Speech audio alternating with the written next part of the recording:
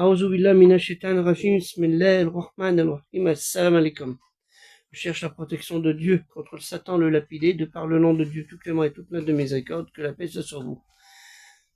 En ce 24 décembre, cette nuit de 24 décembre, à la matinée du 25 décembre 2024, il est très important de demander la protection de Dieu contre le Satan, parce que le Satan, là, il est dans la palme d'or de ses espoirs, de la perversion entre les gens, et particulièrement aujourd'hui entre ceux qui se disent chrétiens et d'autres qui ne sont pas forcément chrétiens, mais qui vont profiter de ce moment pour faire ripaille, pour faire des fêtes, alcool, alors que l'alcool n'a rien à voir avec ce qu'on appelle le Noël, la nativité, puisque les juifs ne buvaient pas d'alcool naturellement.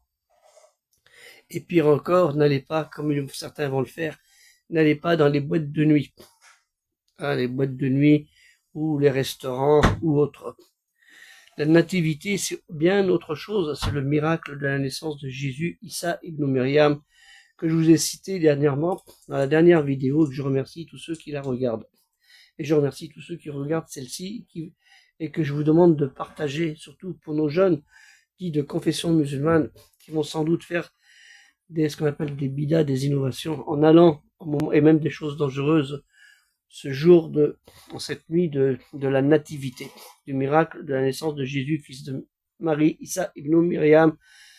Elles ont brûlé des pneus, faire du bruit dans les cités, se bagarrer entre eux, aller dans les boîtes de nuit, boire de l'alcool, et je ne parle pas de la drogue.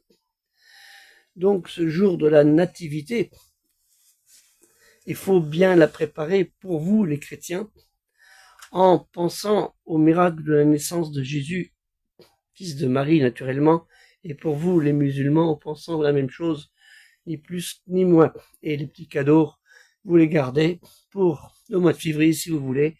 On peut faire des cadeaux toute l'année et non pas des cadeaux que pour ce jour de Noël, même si c'est devenu un petit business malheureusement.